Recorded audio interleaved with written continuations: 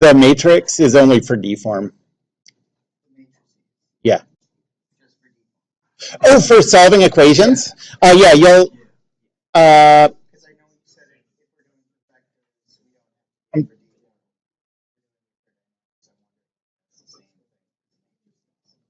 I can't think of deform where we have to calculate big systems of equations. I'm not sure though, but I don't think that's going to come up in anything we're doing. No homework questions? Okay. So now we're going to start talking about rigid body kinetics.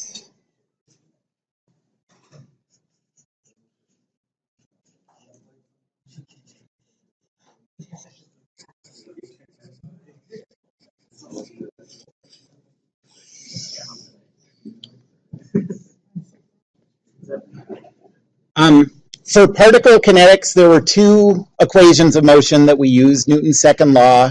No, there was one. That's the whole point of what I'm trying to say. For particle kinetics, there was one equation of motion, and it was Newton's second law. Now there are going to be two, because with rigid bodies, you can have, you can talk about orientation of the body. So rigid bodies,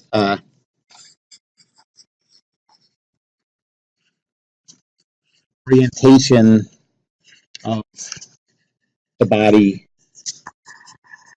matters. And so there are going to be two main equations of motion.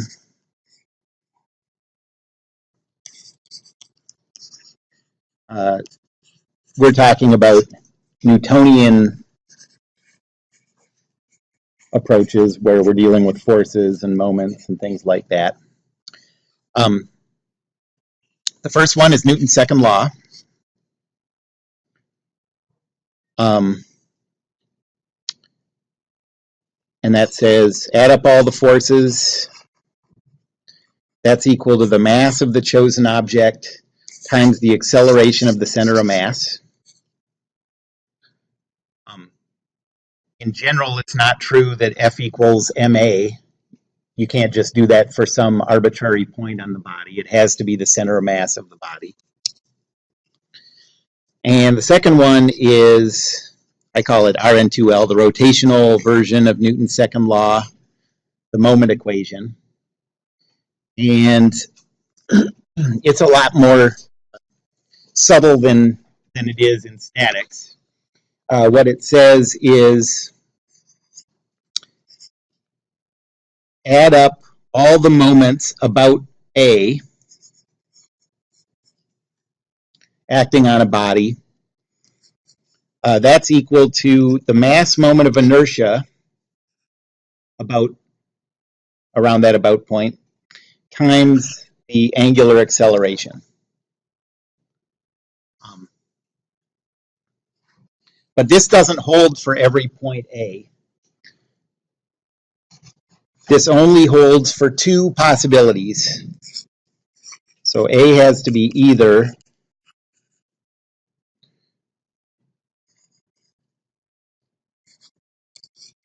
fixed in the inertial coordinate system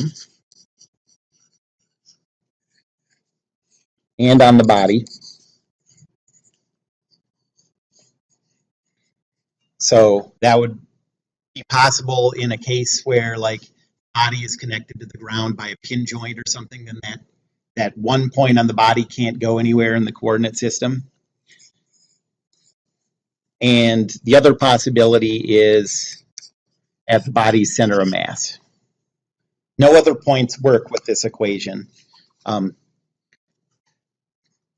This is not always possible.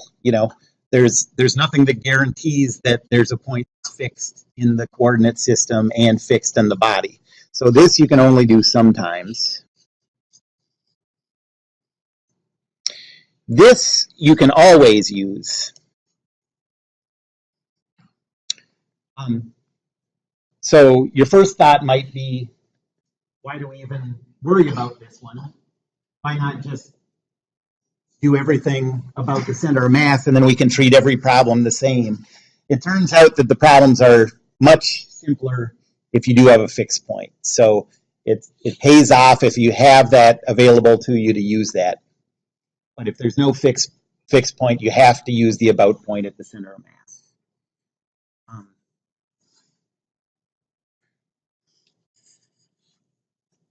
So before we can use the rotational Newton's second law, and I call it rotational Newton's second law. I mean, there's sort of two reasons. For one, you can see that the form is obviously the same. You have add up all your loads, and it's equal to some version of inertia times some version of acceleration, just like F equals ma.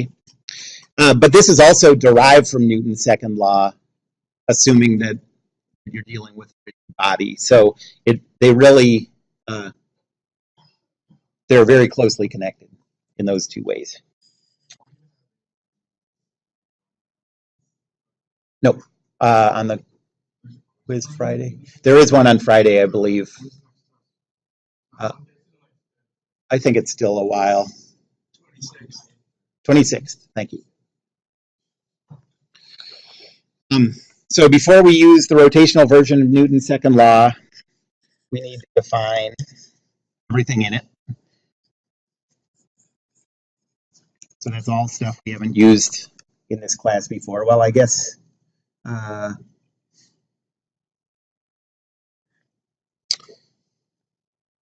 we need to define, we have talked about angular acceleration actually. So we need to define the mass moment of inertia about a point.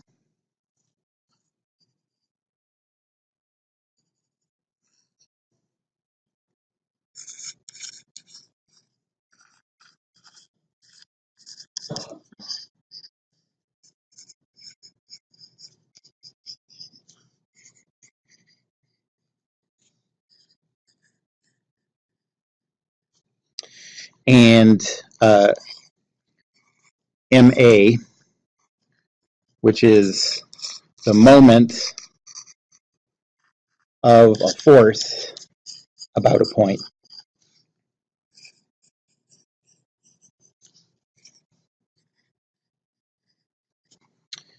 And for rigid bodies, before we can use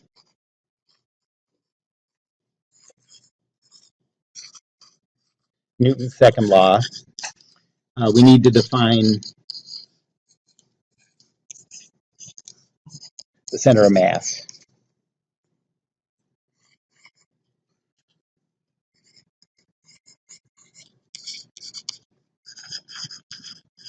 So I'm just going to go through these three things. Of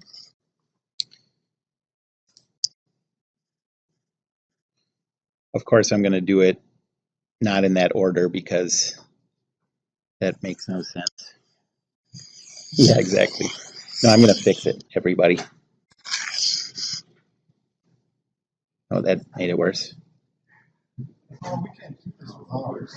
I don't care. You should, yeah. I didn't tell you to take notes on paper.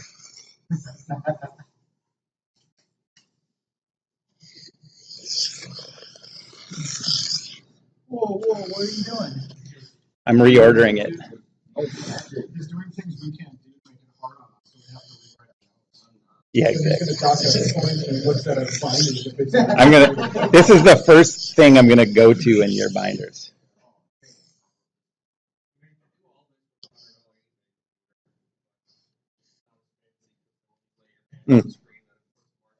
Yeah. You know, you could just like erase the numbers. Yeah, but no. Then my CD will go crazy. Okay, so let's do center of mass first.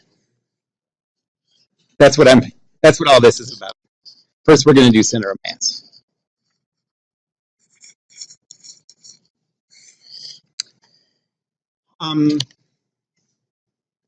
So this is the symbol for center of mass.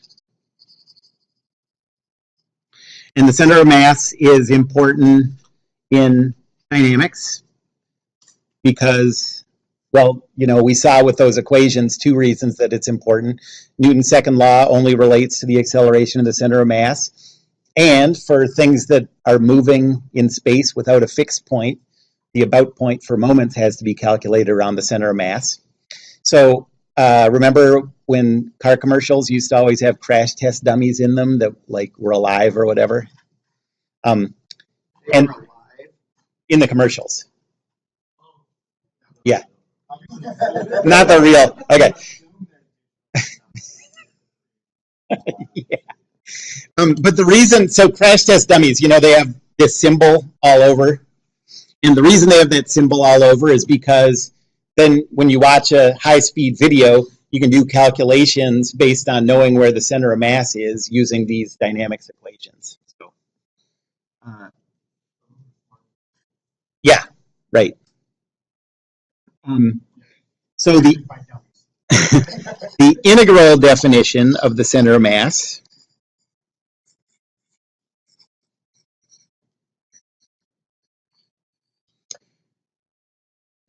says the position vector of the center of mass is equal to 1 over the total mass times the integral over the entire mass, so I'll call that m, of the position dm. And we can also think of this as, so this is the position vector of the center of mass of the infinitesimal piece dm. Okay, so this is the definition of center of mass.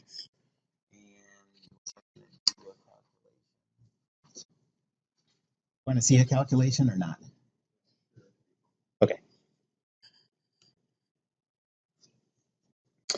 So let's say we want to calculate the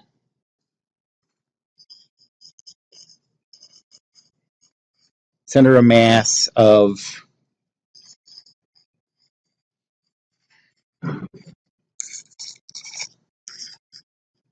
a triangle, let's say a right triangle. That's one I think I can do. I don't know. I could do a lot more of them sitting in my office by myself than I could sitting up here doing it in front of people. So yeah. So you're saying that. Right. You're saying No, I don't think I said that. So let's call this H, and let's call this, what do you call that usually, L? D, base. And we'll do it in this coordinate system.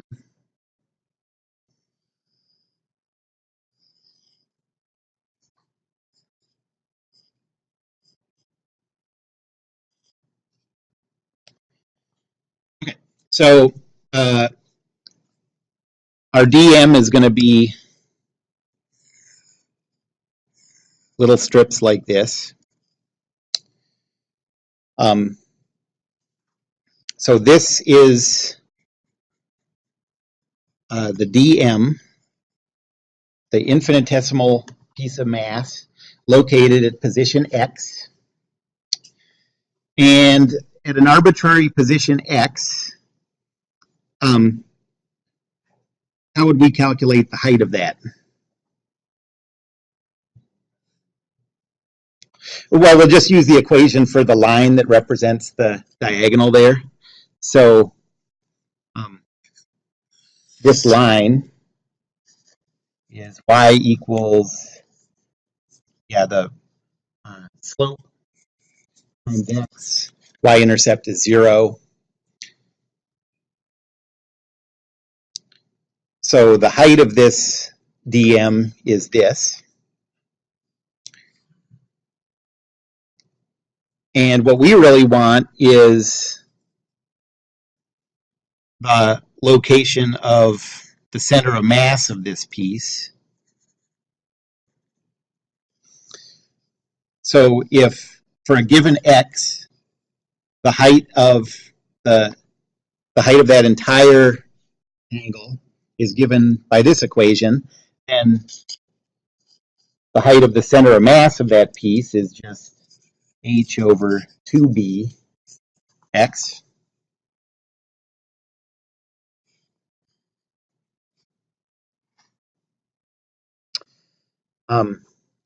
The area of that piece, well,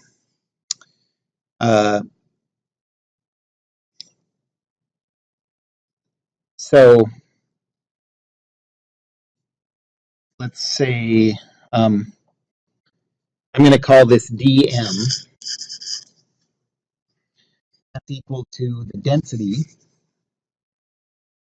times the thickness times the height.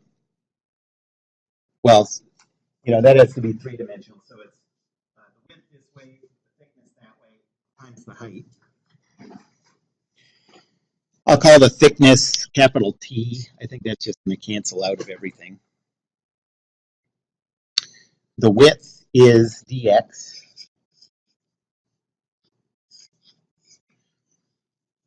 And the height is h over bx.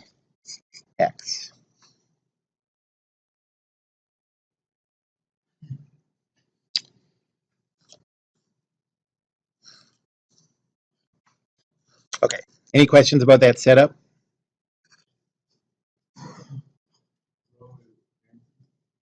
Yes.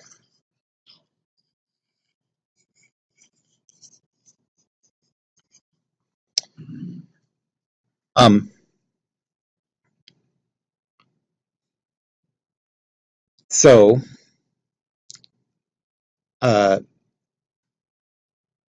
the position of the center of mass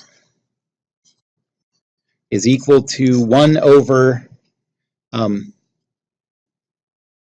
total mass, which is the density times the thickness times the area of this thing, which is 1/2 BH. So I'll put the 2 up here.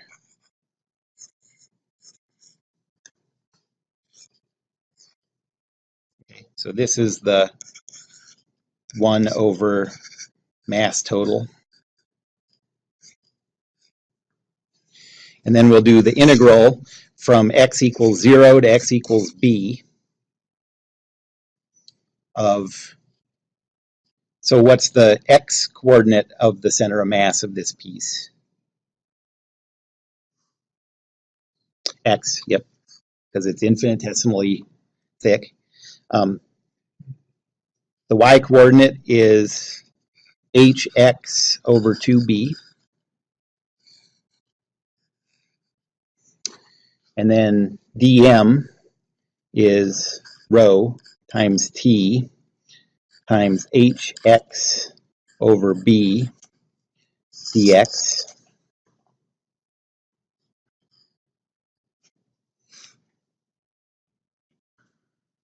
Okay. So position of the center of mass is equal to the rho and the t we can pull out. We're assuming that, so I'm just going to cancel this and this right away. That's assuming a constant thickness into the page.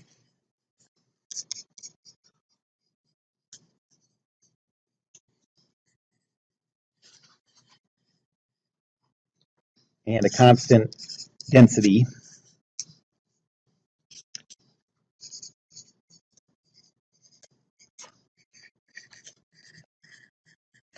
So we're dealing with a two-dimensional shape. Well, we're doing a two-dimensional problem. if in this two-dimensional problem, we're assuming that the thickness that we can't see isn't changing. Obviously, that would, you know, the location of the center mass would depend on that. And then we have 2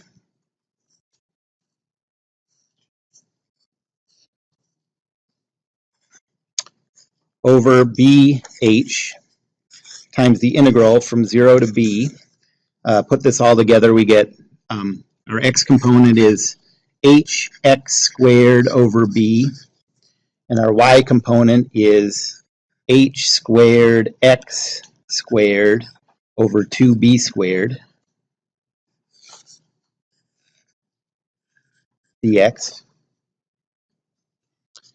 Now do the integration.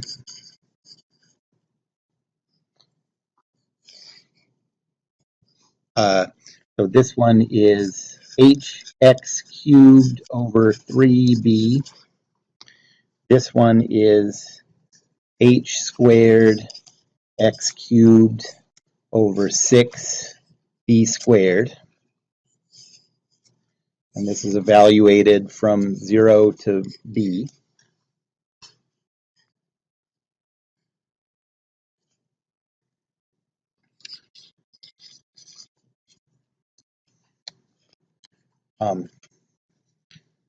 And so you get 2 over BH times the vector. We're not going to have to worry about the 0 one because those all go away to 0. But evaluate this at B, and you get h b cubed over 3b. So that's just hb squared over 3.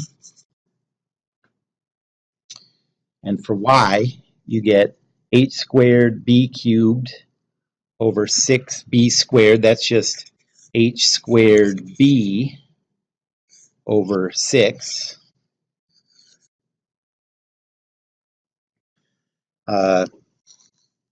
Now we can cancel this b with those, and this h with those. And you get 2b over 3 and h over 3.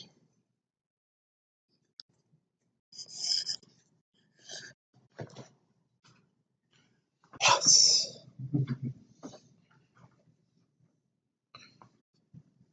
Okay, so That'll be at the exam. yeah, I'm going to just give you a chart now, but that's how you make the chart. You know, that's how the first person made the chart. It's a good school, though.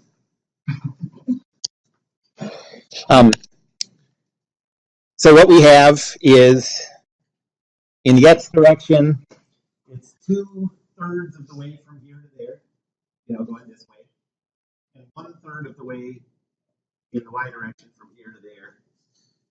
So you can write that as if the center of mass is like here,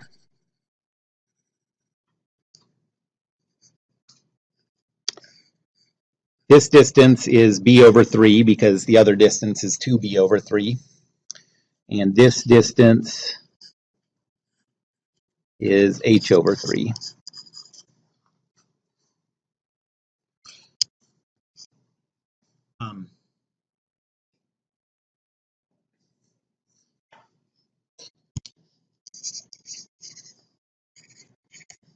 Now we have this formula.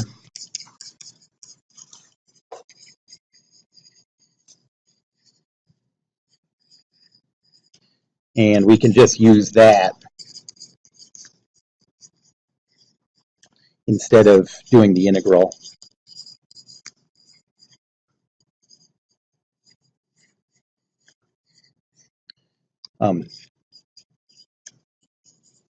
And so I'm just going to end up giving you a table of shapes, and you can just use the formulas that would come from doing the integration like that.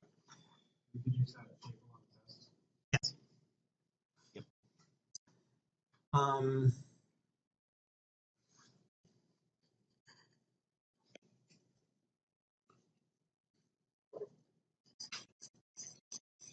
bodies with homogeneous density, so with the same density everywhere,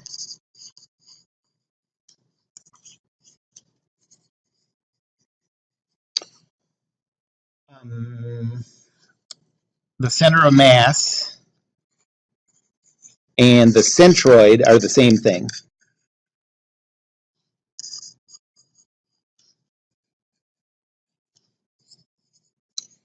We saw that in this calculation when we assumed that the density was consistent, and I guess we also assumed that into the page thickness was the same. The density canceled out, the thickness canceled out, and we just ended up with this geometric formula. So really what this is a formula for the centroid of a right triangle. And that's the only kind of thing we're going to use. But the centroid calculations in 2D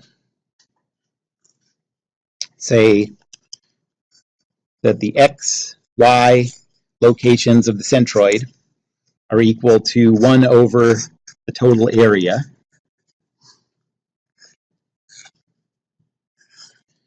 times the integral over the whole area of the centroid of your individual piece of area times your increment in area. So this is the centroid of your little piece dA. And in 3D, what do you think this looks like? That's, okay, that's true. dV, yep, so it all just changes to volume, yeah.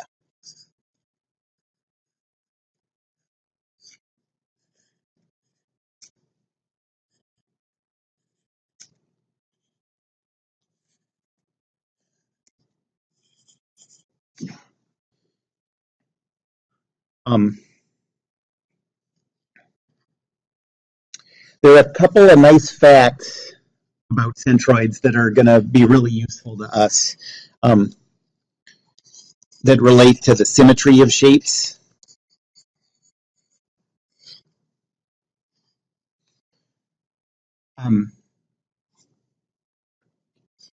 In 2D, the centroid always has to lie on any line of symmetry you can find.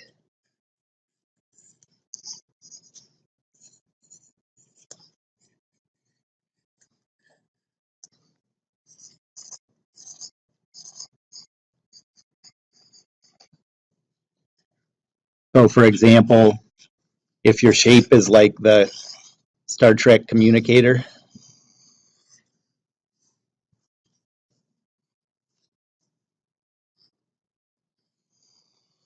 trying to make it look symmetric. Okay.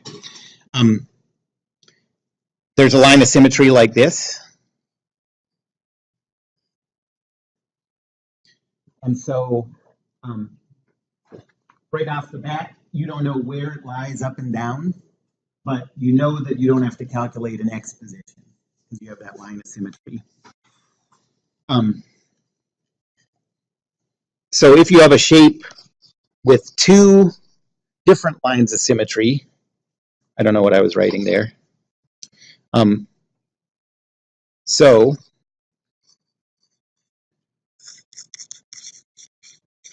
any shape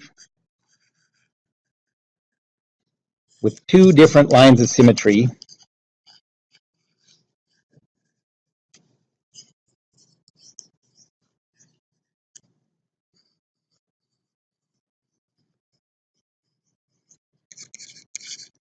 has a centroid at the intersection.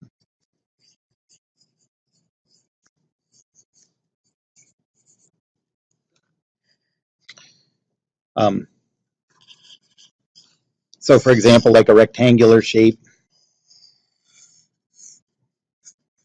this is a line of symmetry This is a line of symmetry, and so the centroid has to be here.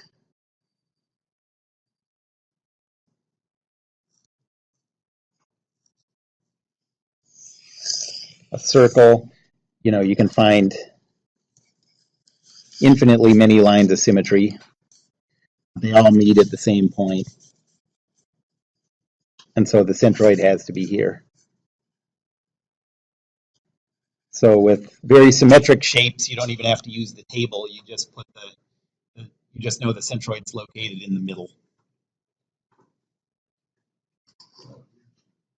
What? So a weird shape that we don't have a table for. You know, yes.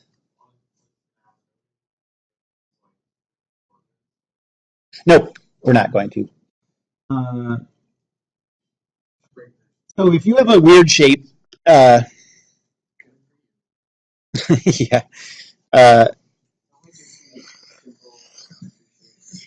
yeah, that's what I was going to say. So if you have a shape like that, what you would really do in this modern day and age is break it up into a bunch of rectangles, you know, approximate the shape with a bunch of rectangles.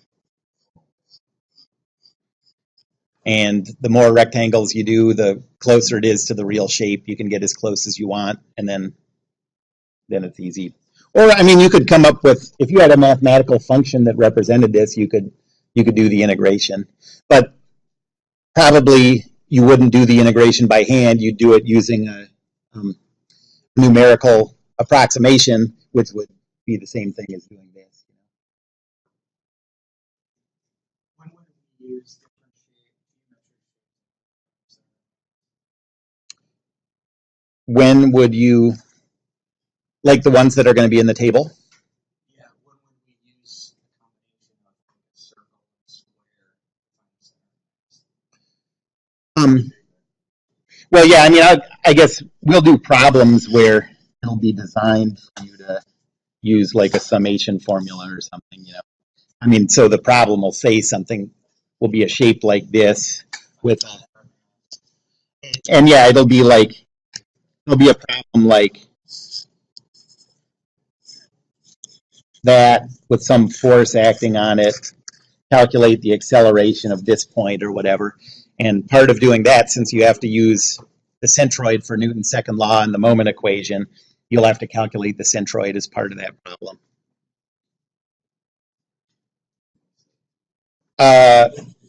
In 3D, so this was all in 2D. In 3D, it works similarly.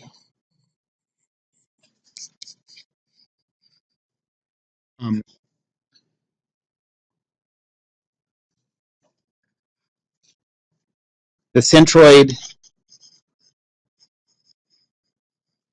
lies on any plane of symmetry you can find.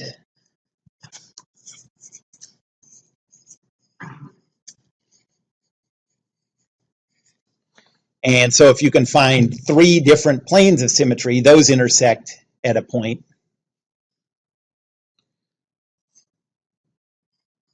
And so then you know where the centroid is.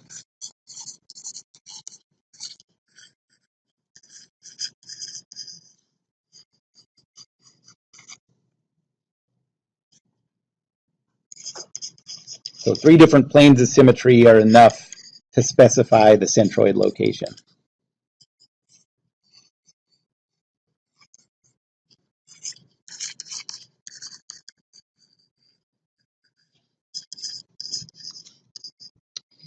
In this class, we're going to use pretty simple shapes. I think in statics, we use a couple more complicated ones. But all the shapes that you need are, mostly we're going to be doing rectangles and circles. And you already know where the centroids of those are.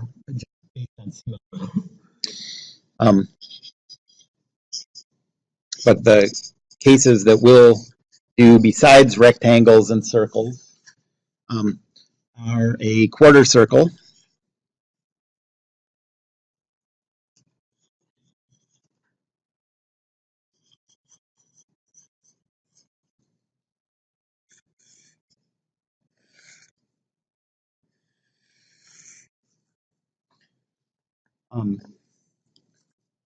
So we're talking about circle with a radius r. You can see there's a line of symmetry this way. So the centroid has to lie along that. And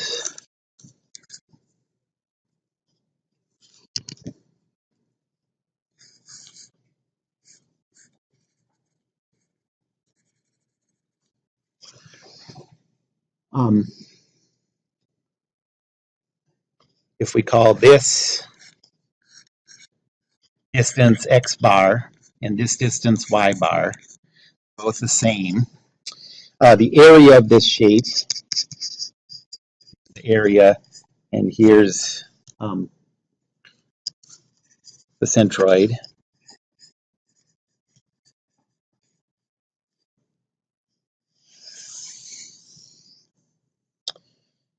The area is pi r squared over 4.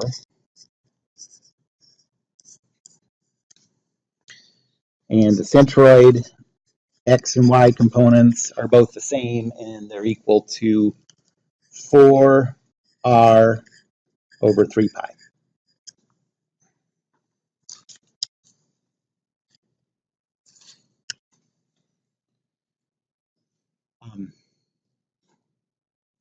And then the second shape is the right triangle that we just did.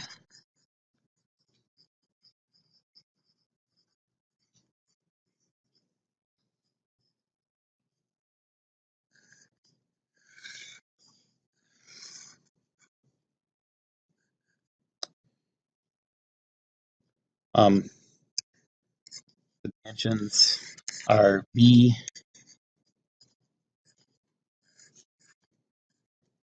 and h.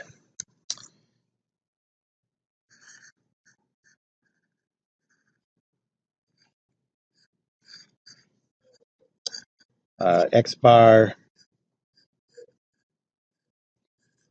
y bar. The area is base times height over 2.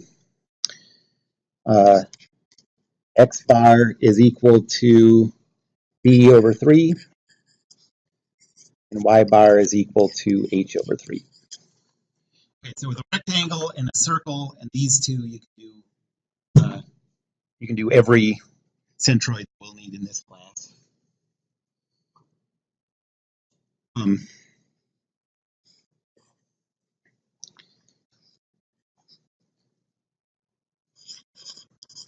You can also use a summation formula.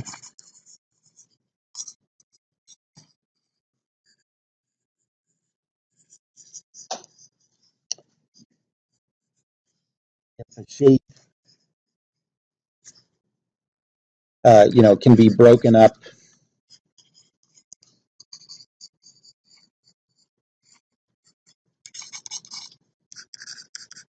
into a sum of simple shapes.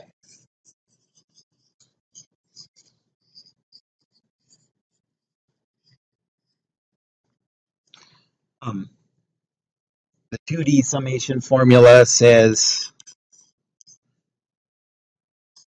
x bar, y bar is equal to 1 over the total area times the sum over all the pieces. So from I equals 1 to the total number of pieces n. So here we're talking about being broken up into a sum of n simple shapes. And this is equal to x bar, y bar of the ith piece times the area of the ith piece.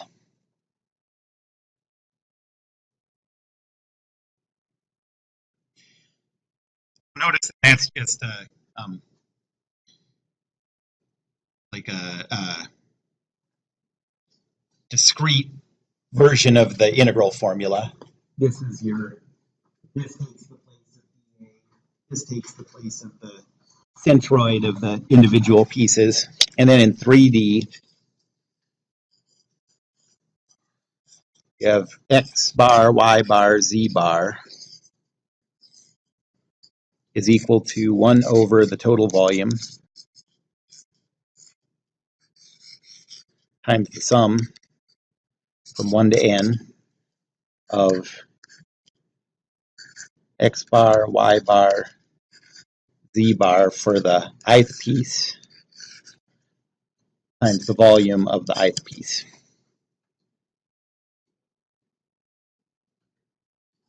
Any questions about that? We'll do an example next time. Okay, so yeah, quiz on Friday, right? I think so. That's right. These will not